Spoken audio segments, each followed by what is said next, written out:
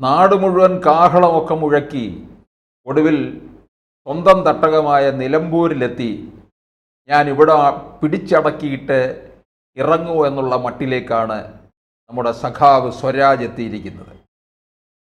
അങ്ങനെ വന്നിരിക്കുന്ന സ്വരാജിനോട് പ്രതിപക്ഷത്ത് നിന്ന്, പ്രത്യേകിച്ച് മുസ്ലിം ലീഗിൽ നിന്ന് KM ഷാജി ചില ചോദ്യങ്ങൾ ഉയർത്തുന്നുണ്ട്. അതിന് മറുപടി പറയാൻ സ്വരാജിന് കഴിയുമോ, അല്ലെങ്കിൽ അത് ചെയ്തു തീർക്കാൻ കഴിയുമോ? സ്വരാജ് പിണറായിയുടെ വലിയ ഭക്തിമൂത്ത് വായിൽ തോന്നുന്നത് എന്തും വിളിച്ചു പറഞ്ഞ ആളാണ്. അങ്ങനെ 2016 തൃപ്പൂണിത്തറയിൽ സീറ്റ് കിട്ടി, ബാബുവിനെ പരാജയപ്പെടുത്തി. 2021 വന്നിട്ട് സ്വരാജ് തകിടം മറിഞ്ഞു. 2016 അവിടെ നിന്ന് 5 വർഷം പിണറായി വിജയനോടൊപ്പം നിന്ന് അഹങ്കാരം മൂത്ത് അവിടുത്തെ CPI-ക്കാരെ മുഴുവൻ പലതും പറയുകയും ചെയ്തു. അതുകൊണ്ട് തന്നെ 2021 എത്തിയപ്പോൾ CPI-ക്കാരനും കാല് വാരി കൊടുത്തു. എന്തായാലും തോറ്റു. ബാബുവിനെതിരെ കേസ് കൊടുത്തു. അത് ഹൈക്കോടതി അത് തള്ളിക്കളഞ്ഞു. ഇപ്പം സുപ്രീം കോടതിയിലേക്ക് പോയിരിക്കുകയാണ്. അതിനിടയ്ക്ക് ഇനി ഇവിടെ വിജയം ഉണ്ടായാലോ, നിലമ്പൂരിൽ വിജയം ഉണ്ടായാൽ ഇനി രണ്ടും കൂടി മുമ്പോട്ട് കൊണ്ടുപോകും. അപ്പം എന്തായാലും ഇത്തരത്തിലുള്ള പോക്കിലൂടെ സ്വരാജിൻ്റെ ധാരണ കേരളം മുഴുവൻ തൻ്റെ കാൽച്ചുവട്ടിലാണ്, താൻ നിന്ന് കഴിഞ്ഞാൽ സുഖകരമായി ജയിച്ചു കയറിപ്പോകാം എന്നാണ്. KM ഷാജി ചില കാര്യങ്ങൾ ചോദിക്കുകയാണ്. പിണറായി എതിർത്ത് നിന്ന BS-നെ എന്തും പറഞ്ഞല്ലോ, വിഭാഗീയതയുടെ പേരിൽ അദ്ദേഹത്തിന് ക്യാപിറ്റൽ പണിഷ്മെന്റ് നൽകണം എന്ന് വരെ പറഞ്ഞ ഈ സ്വരാജ് ശരിക്കും പറഞ്ഞു കഴിഞ്ഞാൽ VS അച്യുതാനന്ദൻ്റെ കാൽക്കൽ പോയി മാപ്പ് പറയുകയാണ് വേണ്ടത്. അദ്ദേഹത്തെ എന്തെല്ലാമാണ് പറഞ്ഞത് സ്വരാജ്? പിതൃശൂന്യൻ എന്നൊക്കെയാണ് പറഞ്ഞത്.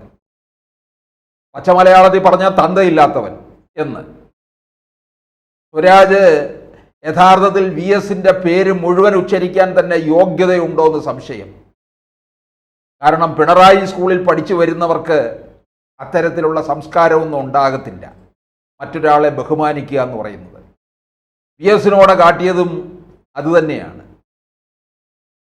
ഈ അഹങ്കാരത്തിൻ്റെ ആൾരൂപമാണ് സ്വരാജ് എന്നൊക്കെയാണ് പൊതുവെ പാർട്ടിക്കകത്തും പൊതു ഇടങ്ങളിലും ഒക്കെ കേൾക്കുന്നത്.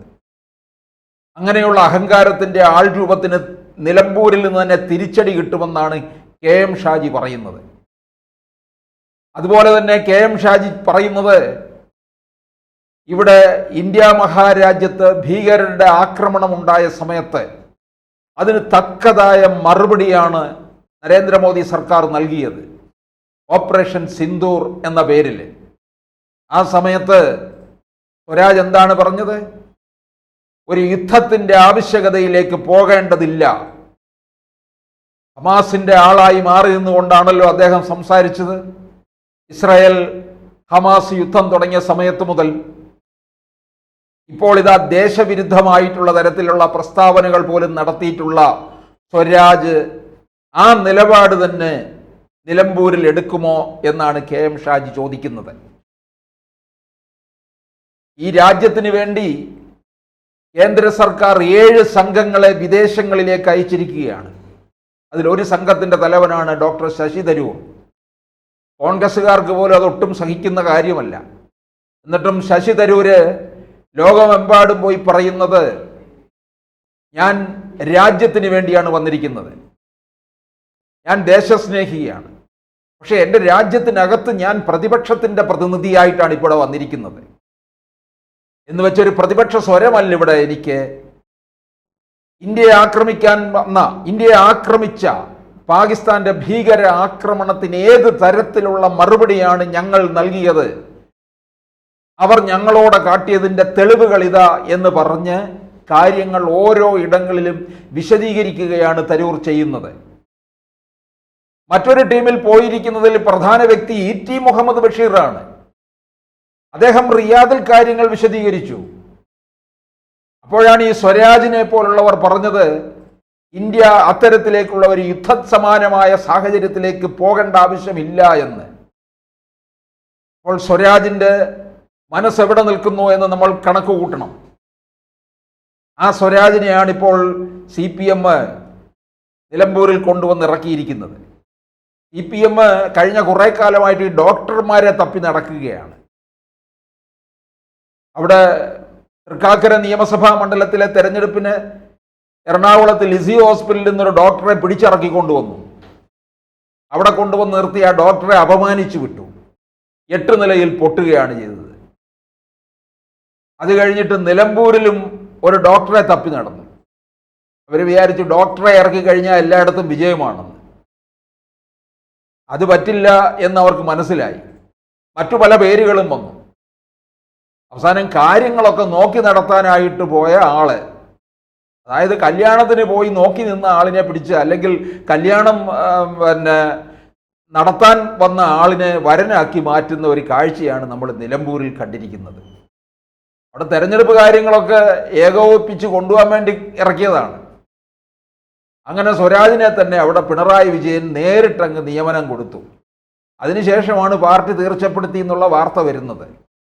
പിണറായി വിജയൻ തന്നെയാണല്ലോ പാർട്ടി തന്നെ പിണറായി വിജയൻ. പിണറായി വിജയൻ എന്ത് പറയുന്നു അത് പാർട്ടി അനുസരിക്കും. അല്ലാതെ പാർട്ടി എന്ത് പറയുന്നുവോ അത് പിണറായി വിജയൻ അനുസരിക്കുക അല്ല ചെയ്യുന്നത്. അപ്പോൾ പിണറായി വിജയൻ ഇറക്കിയിരിക്കുമ്പോൾ നമ്മൾ വായിച്ചെടുക്കേണ്ട കാര്യം, അതിനകത്ത് എന്തോ ഒരു ഗൂഢലക്ഷ്യമില്ലേ എന്ന്. ഗൂഢലക്ഷ്യമുണ്ട്, അതുകൊണ്ട് തന്നെയാണ് ഇറക്കിയിരിക്കുന്നത്. 2021 ഒരുപക്ഷെ സ്വരാജ് ജയിക്കാതിരുന്നത് നന്നായി. ഇനി തോൽപ്പിച്ചതിലും പിണറായി വിജയന് കൈയുണ്ടോ എന്ന് സംശയിക്കണം. ജയിച്ചു വന്നിരുന്നെങ്കിൽ ഒരുപക്ഷെ മന്ത്രിസ്ഥാനം കൊടുക്കേണ്ടേ. 2016 റാന്നി നിയോജക മണ്ഡലത്തിൽ നിന്ന് രാജു അബ്രഹാമിന് മന്ത്രിയാക്കുമെന്ന് കരുതിയതാണ്. 5 തവണ അദ്ദേഹം ജയിച്ചു വന്നതാണ് റാന്നി നിയോജക മണ്ഡലത്തിൽ നിന്ന്. 2021 അദ്ദേഹത്തിന് സീറ്റും കൊടുത്തില്ല. ആ സീറ്റ് കേരള കോൺഗ്രസിലെ മാണി വിഭാഗത്തിലെ പ്രമോദ് നാരായണന് കൊടുക്കുകയും ചെയ്തു എന്നുള്ളതാണ്. അപ്പോൾ അങ്ങനെ ഇതെല്ലാം മരുമകന് വേണ്ടി വഴിതെളിച്ച് വിടുകയാണ് ചെയ്തിട്ടുള്ളത്. അപ്പോൾ 2021 സ്വരാജ് വരാഞ്ഞത് ഒരു കണക്കിന് നന്നായി. മരുമകന് കാര്യങ്ങളൊക്കെ സുതാര്യമാക്കി മുമ്പോട്ട് കൊണ്ടുപോകാൻ കഴിഞ്ഞു എന്നുള്ളതാണ്. ഇക്കുറിയും ഈ നിലമ്പൂരിൽ മനഃപൂർവ്വം പിണറായി വിജയൻ സ്വരാജിനെ ഇറക്കിയിരിക്കുകയാണ്. തോറ്റു തുന്നം പാടണം. 2014 MA ബേബിയെ കൊല്ലത്ത് കൊണ്ടുവന്ന് ഒതുക്കിയതുപോലെ, NK പ്രേമേന്ദ്രൻ്റെ മുമ്പിൽ ഒതുക്കിയതുപോലെ, പോരാഞ്ഞിട്ട് അവിടെ ചെന്ന് പരനാറി പ്രയോഗവും എല്ലാം കൂടി ആയി കഴിഞ്ഞപ്പോൾ MA ബേബിയുടെ കാര്യം കട്ടപ്പുകയായി. അപ്പോൾ എന്തായാലും ഒരാളെ എങ്ങനെ ഒതുക്കണം, എങ്ങനെ ഇരുത്തണം, എങ്ങനെ മുമ്പോട്ട് കൊണ്ടുപോകണം, എങ്ങനെ വാഴിക്കണം, എങ്ങനെ അരിയിട്ട് വാഴ്ച നടത്തണമെന്നൊക്കെ കൃത്യമായി പിണറായി വിജയൻ അറിയാം. ഓരോ തെരഞ്ഞെടുപ്പ് സമയമാകുമ്പോൾ അതിൻ്റെതായ കാർഡുകൾ ഇറക്കാൻ തന്ത്രശാലിയാണ് പിണറായി. ആ തന്ത്രശാലിത്വം തന്നെയാണ് ഇപ്പോൾ നിലമ്പൂരിലും പ്രയോഗിച്ചിരിക്കുന്നത്.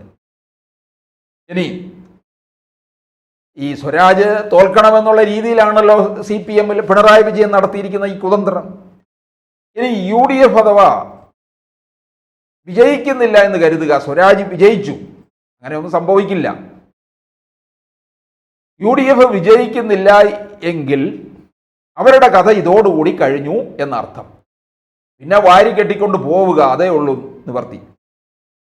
അല്ലാതെ അവരെ കൊണ്ടൊരു ചുക്കിനും ചുണ്ണാമ്പിനും കൊള്ളത്തില്ല എന്ന് കോൺഗ്രസിലെ ഉണ്ണാക്കന്മാർ തെളിയിക്കും.